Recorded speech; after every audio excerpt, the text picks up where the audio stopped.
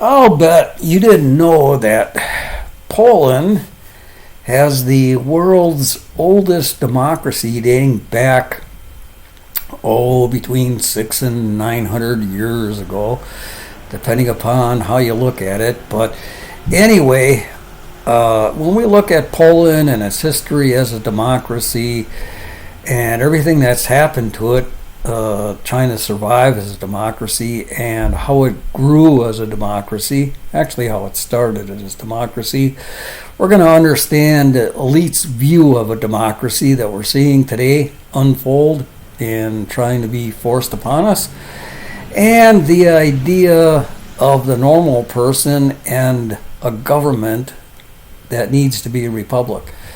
So one of the things I'm going to do is give you a brief summary of some of the references I used, which is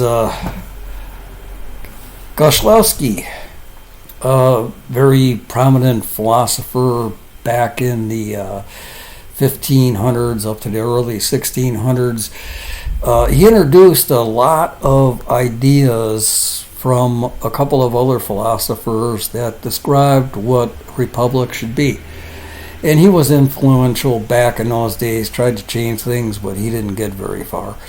Then we're going to look at the history of Poland. I really don't like using Wikipedia, but it has some pretty good information and a lot of references that you can look into also. Another one is Poland, Europe's Forgotten Democratic Ancestor, that explains how far back democracy goes in Poland and some of the stumbling blocks it faced over its early history. And the Sejm, which basically means a gathering. It's the Republic of Poland. They call it a republic, but once we get into that and explain it a little bit better, you'll understand. And the history of Poland from 1945 to 1989. So we're going to cover the early history and everything leading up to the government we see in Poland today. So Poland's strong parliamentary tradition originated in the 14th century. The history of the Sejm is critical in understanding and develop of Poland's constitutional path. Hence the link to that. You can look it up on Wikipedia. Just search the word. Actually, it's pronounced C. C, an ancient word meaning gathering. Okay, or meeting. It takes its roots back to the King's Council of Wentz, which gained authority during the time of Poland's fragmentation, 1146 to 1295.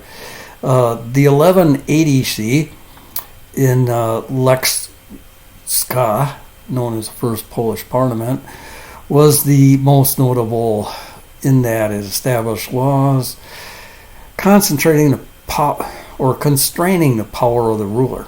It forbade arbitrary separation of the supplies to the countryside and takeover of bishopric lands after the death of the bishop.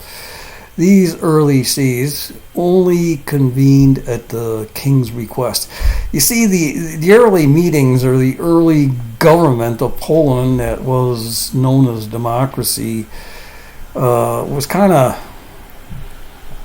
controlled by the king. The earliest form of the what was known as democracy in Poland, in simple terms, was the nobles or landowners, and then they had all the serfs working for them, the normal people. Basically, they got together to elect the king. All right. Well, if we really look deep into the history, how did these people get their land? They got their land from the king. So basically, in the early democracy, the king appointed the nobles who got together to elect a king. I mean, aren't we seeing that today? I mean, this is exactly what the Democrats are trying to explain to us today and they're using words like, to be fair in a democracy, the presiding president, who today is President Biden, to give him the loyalty and respect he deserves. We're not going to have any more primary elections, and we're not going to have any more debates. We're just going to decide who's going to run. I mean, this is taken right out of early Polish history, where the king appointed the landowners who got together and elected the king. This is nothing new. It's been going on since was it 1180? So, following the 1493 C in Piotrka, it became a regularly convening body to which indirect elections were held every 2 years. Indirect elections, get that one. The system was established. The See then comprised of two chambers. Pay attention to this. The Senate of 81 bishops and other dignitaries. 81 bishops. Who appointed these bishops? The church. And today we do see a whole lot of religious overtone, to where instead of the bishops of the Catholic Church appointing these dignitaries, it's now the Church of Satan appointing the dignitaries. Okay, so there's a little bit of difference here. And a chamber of deputies made up of 54 envoys elected by smaller local sigmic assemblies of land nobility. In other words, the people that got their land from the king elected these people. So it was made up of two seats, the church and landowners that were appointed by the king. In each of these king's provinces, it also says kingdoms, provinces. At the time, Poland's nobility, which accounted for around 10% of the state's population, then the highest amount in Europe, was becoming particularly influential, and with the eventual development of the Golden Liberty, the See's powers increased dramatically. Okay, they call this Golden Liberty. Don't we see basically similar words being used here? They're going to make everything all better and all that stuff. They have all the answers, blah, blah, blah, the whole bit. That's what they were trying to convince the people that was going on. We're looking out for your best interest. But don't forget, it's being controlled by a Senate made up of bishops and people that were landowners, that, it was okay for them to own land because they were in good with the king. Okay, during the See session in Random on May 3rd, 1505, stipulated that nothing new could be legislated without the agreement of the nobles, officially transferring legislative power from the crown to the See, which was comprised of landed gentry. Landed gentry, this is code word for the people that were in good with the king. So it was all just one government. This date is generally anticipated as the beginning of Poland's first republic. And okay, get this. This is back in 1505. They were calling this basically controlled government a republic. Also known because of the Nelly Nova Act as the Republic of the Nobles. Okay, get this. This is important. This is exactly what they call it. They even named it the Republic of the Nobles, because the nobles were the ones that were deciding basically everything. In other words, just to review, this whole thing was taking power away from the king and giving it to the nobles.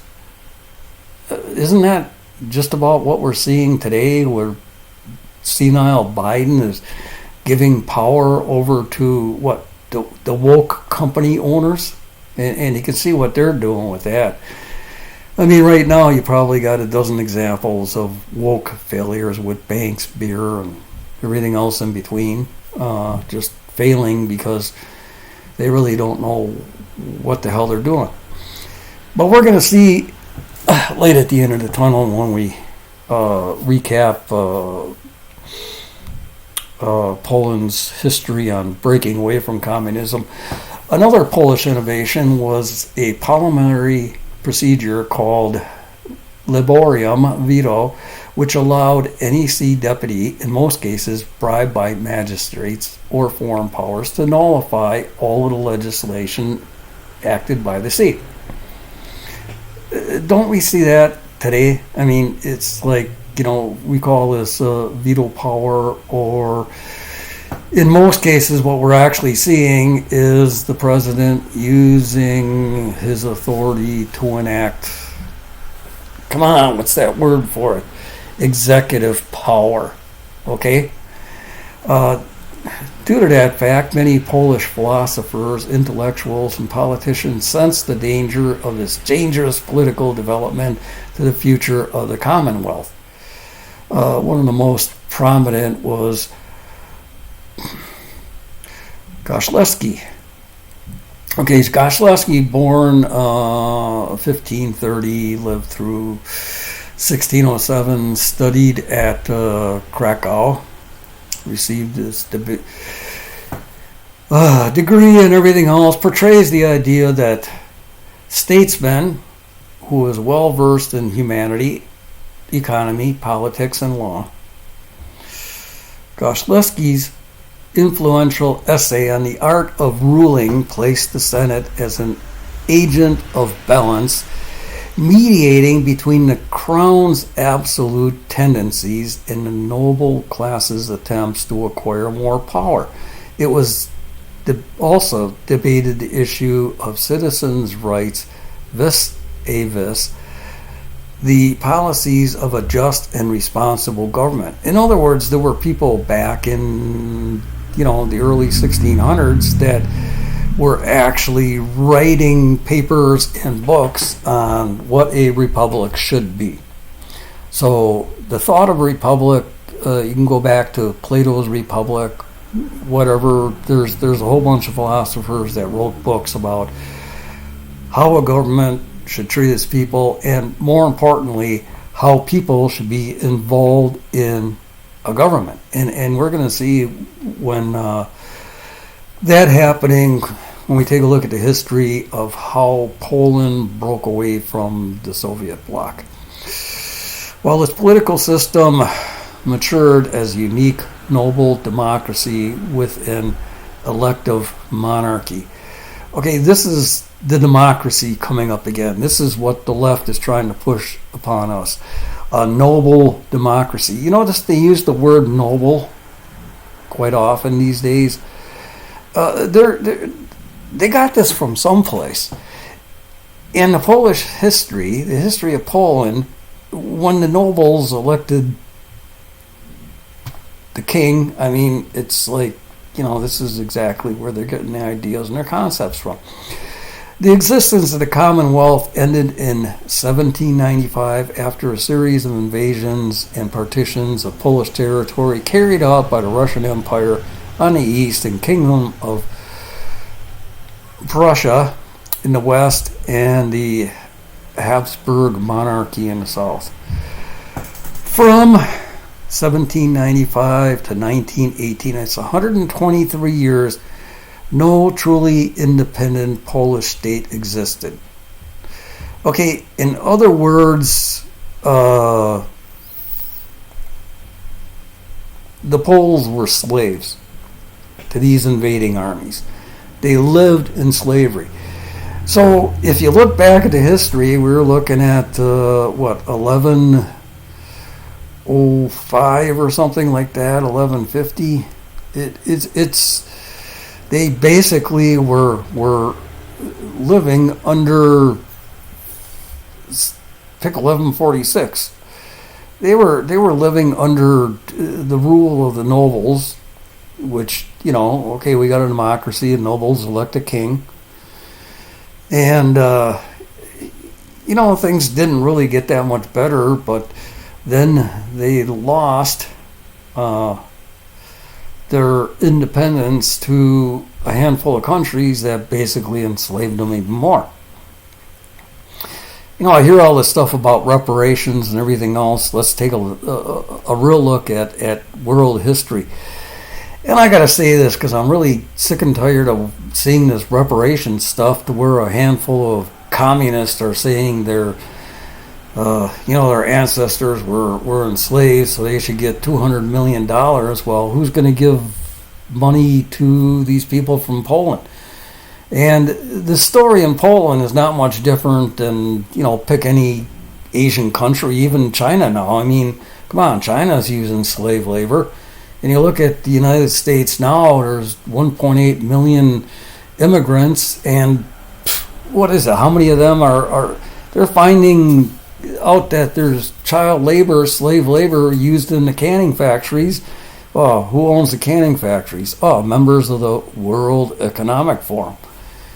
This stuff is getting worse and worse. So, don't talk about your reparations unless you go out and get your ass working on ending slavery that's happening in the United States today, or ending slavery in mining lithium batteries in Africa today, or entering slave labor using the factories in China. Either put up or shut up. I don't want to hear any more of this crap about you deserve $200 million because, maybe your ancestor was a slave. You know what? Take a look at your history. Anyone that joined any slave or any black person that was a slave that joined the Revolutionary War got his freedom. Same thing with the Civil War. The slaves wanted to leave their slave owners, they got their freedom. Okay, that was guaranteed. Although, they had a make a life or death situation, we got to put that into perspective, but the opportunity was always there to be free. Although strong Polish resistance movements operated, the opportunity to regain sovereignty only materialized after World War I, when the three partitioning imperial powers were fatally weakened in the wake of war and revolution. Okay, let's take a lesson from this. 123 years. You take a look at the history of Poland, they never went more than 40 to 60 years living free from outside influences and powers and everything. Basically, every generation had to fight for their freedom. Yeah, that's why, come on, stand up, fight for your freedom. You look at half the European nations, people had to fight for freedom. Look at Ireland. Look at almost any country you pick in Southeast Asia. They had to fight for their freedom. They had to stand up. You know what? They stood up, they fought for freedom, and when they won their freedom, you know what they said? They basically said, okay, leave us the hell alone and let us live our lives and let us make a better world for our children. We don't want any outside influences.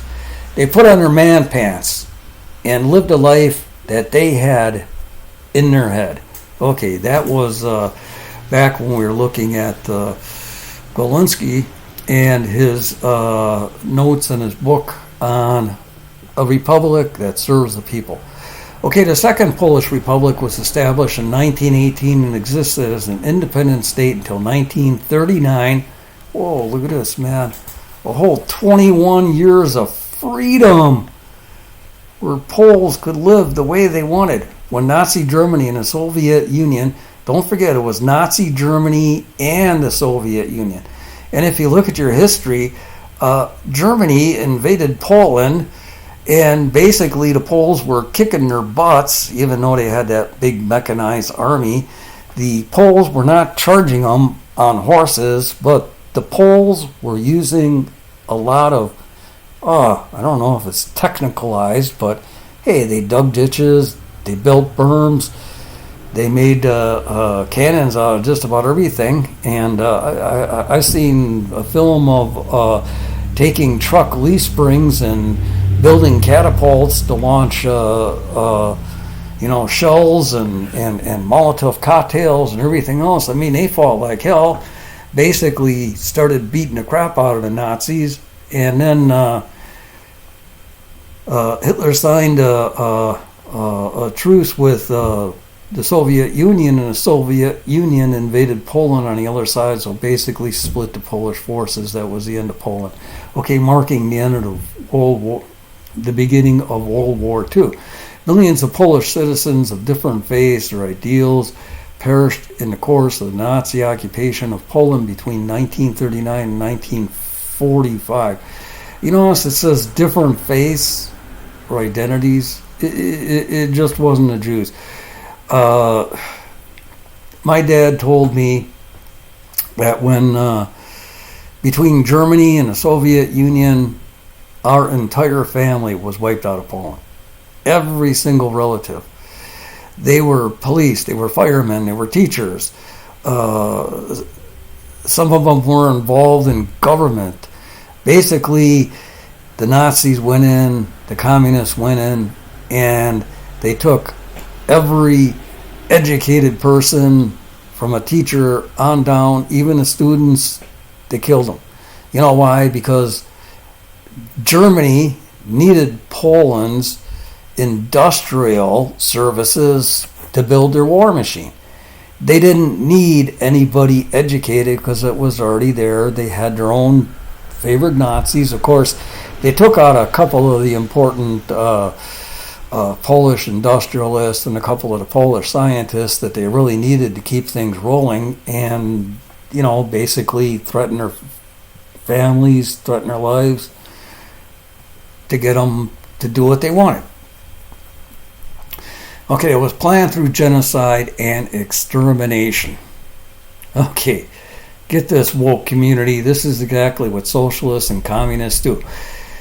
Now keep in mind, this is both the socialist Germany, National Socialist Germany, and the communists out of the Soviet Union. They both had planned genocide and extermination. So you're thinking, oh man, I'm going to back these people and they're promising me all this crap and everything else. Well, you better check your history, because when the communists take over, the first ones they eliminate are the dumbasses like you that follow them because you think it's cool. They want to get rid of you. A Polish government in exile nonetheless functioned throughout the war, and the Poles contributed to the Allied victory through participation in military campaigns on both the Eastern and Western fronts. They never gave up. They put on their man pants and says, you know what, we're going to get our freedom back. On September 7th, 1939, Soviet Foreign Minister Vyacheslav Molotov declares that the Polish government has ceased to exist as the USSR exercises the fine print of the Hitler-Stalin non-aggression pact, the invasion and occupation of Eastern Poland. Okay, fast forward ahead. After World War II, we know the Soviet Union went in, took over half of Germany, Poland, all of Poland, and a bunch of other countries that they made communist bloc countries. How did Poland get their freedom? So don't forget, the war ended in 1945. USSR came in and basically took over. So between 1945 and 1980, a whole generation passed, but they didn't give up the fight. The strikes reached the politically sensitive Baltic Sea coast, and a sit-down strike at the Lenin shipyard in Gdansk began on August 14th. Among the leaders of the strike were Anna Walentovic and Lech Walesa, a long-fired shipyard electrician who headed the strike committee. A list of 21 demands was formulated by the Inter-Enterprise Strike Committee on 17 August. The strike was spread along the coast, closing the ports and bringing the economy to a halt. So basically, how did Poland fight the communists? They went on strike. They refused to work. Okay, which is really kind of ironic because right now we've got the communists trying to take over the United States. And what are the communists doing? The communists are refusing to work. I mean, that sounds almost ironic. But when we dig a little bit deeper, we find out that basically these people are doing some strange things like getting some sex change operations. And when they're getting these sex change operations, or psychologists basically say that, oh, you've got a disability, we'll put you on Social Security. And then about every month, if you follow the New York Times, they're getting $1,000 a month, and then good old Biden, by executive order, gives them a bonus of $1,500 a month, on up to $5,500 a month in bonuses for disability, Social Security. The people that are in his little army are getting paid out of Social Security. People that never even paid into Social Security, and that should really piss us off. Okay, talk about the Poles that had to go through all that monarchy, being ruled by the nobles who got their land from the king and then elected the king. I mean, it's the insane thing. Okay, fast forwarding to Poland winning its independence again. In the meantime, Solidarity, not quite aware of looming danger, had its revolutionary work participating democracy in the union movement and pushing for sovereign society in a number of ways. The autonomous labor unions, united under the Solidarity banner, strove to recapture public life from the monopoly control of the party. You know, this is in the Polish blood. It's in their history, just fighting against tyranny all the time. The ruling communist military establishment slowly and gradually came to realize that a deal of some sort with the opposition would eventually be necessary, and would have to include the leading solidarity figures. Solidarity, as such, a labor union representing workers' interest, was unable to reassert itself after the martial law, and later in the 1980s was practically destroyed, but preserved in the national conscience as a myth that facilitated social acceptance of systematic changes previously deemed unthinkable. Now, you got to consider the source. I'm using Wikipedia. You know, so they're going to try to put a kind of a gray area in this or whatever. But let me tell you, from my dad and what he was telling me about Poland and about Polish people and some of his friends and stuff out there, basically this always lived on. Even though Poland was ruled for hundreds of years by the nobles and the king and everyone else, there were philosophers that taught the perfect republic, and the people never gave up on that perfect republic.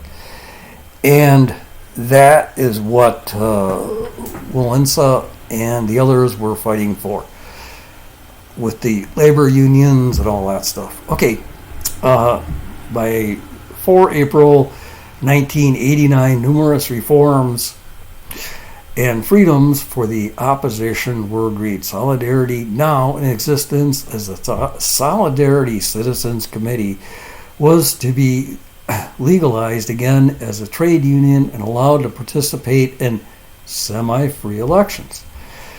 Okay, the election had restrictions imposed designed to keep the PZPR in power, since only 35% of the seats in the Sejm, the key lower chamber of the parliament, would be open to Solidarity candidates.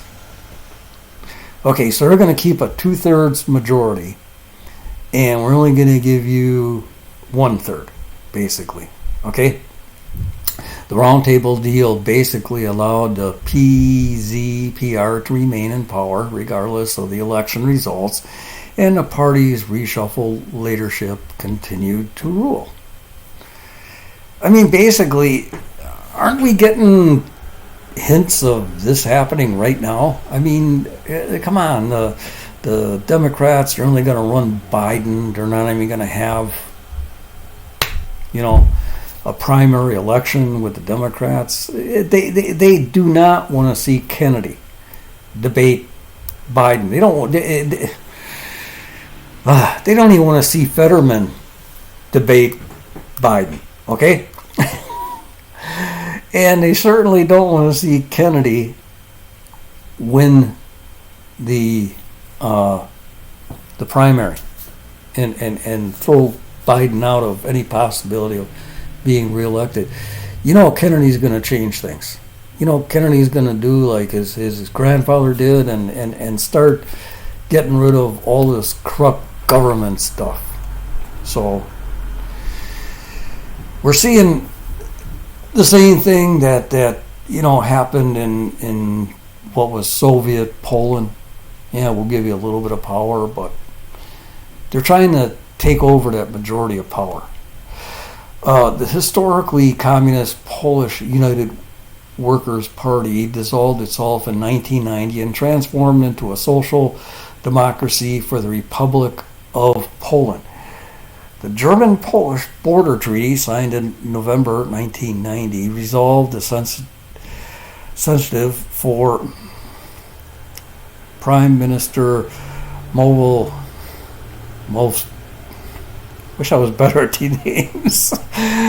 Morawski and his government issue for the recognition of Poland's western border by Germany after the country's unification. The Warsaw Pact was formally dissolved on 1 January 1999. The Soviet Union ceased to exist in December 1991, and the last post-Soviet troops left Poland in September 1993. On 27 October 1991, the first since the 1920s, so look at from 1993. Okay, 1991 and 71 years they had to fight for their freedom. That's an entire generation. Entirely free Poland parliamentary election took place. This completed Poland's transition from a communist party rule to a Western-style liberal democratic political system. And they still call it democratic political system, where the people in Poland want a republic. They want a government that serves them. They want a government that does everything their way. Let me tell you what my dad told me about what the government was like in Poland. Basically, in Poland, what they did, the grandparents came here to the United States just before 1918. So this is during that time to where they actually had a functioning government.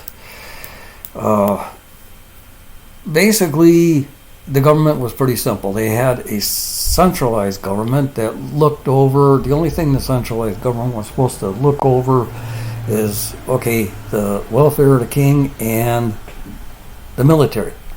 And that's supposed to be it. Basically, that's the way we should have the government now. The government shouldn't control every single facet and aspect of life, down to what the parents can and can't teach their kids, which is what the Democrats want to do. Okay, so centralized government only looking over the military. What's our president? Commander-in-chief. The original Congress didn't get into all these little things and that. They got into trade and some other things, but that was about it. And then all the taxes were collected in the local town or city, village, whatever, by a particular person, a representative. And then, of course, there was a mayor that overlooked the foundation and building in the city, the aspects of the city or town or whatever. So a portion of the taxes were kept in the city, town or village or whatever, and then some of it went to the centralized government. Okay, they held regular town hall meetings. And during these town hall meetings, the Poles would all take their entire family to these meetings because it was important to them to make sure that their voices were heard by the person that collected the taxes. They told the person how they expected the taxes to be spent, what to spend them on, and what was the best idea to achieve the goals they wanted to build with their tax base. Whether it be roads, whether it be building a new city hall or whatever, the people decided the best way and brainstormed to get everything done. That was the republic that the Poles wanted, that the Poles thrived on, that they had for a couple of years right after World War II, that lasted up until the time Germany came marching in, and then the Soviet Union took over the other half of Poland. Anyway, that's a brief history on Poland.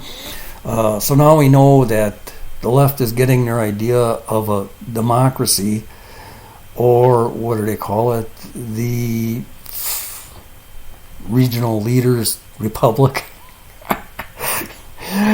And, their idea of a democracy is, they get favors from the king and then they elect a king. That's their democracy. So when you hear a Democrat say, that's a threat to our democracy, it's a threat to their, they think they got the perfect perpetual machine going. And as patriots, we all got this ideal, and it doesn't matter what country we're coming from. You come to America, you got the idea of the perfect republic, and we got to really work hard to get rid of these communists so that we can start reconstructing, a small centralized government, and put all the power back to the states, to the towns, to everything else, so that the local people can determine how their local taxes are spent, which is what? Going to town hall meetings. So there you have it. Brief overview of Polish history. Hope you enjoyed it. And don't forget to share. Don't forget to like. And I'll post a couple of little things at the end of the video to remind you.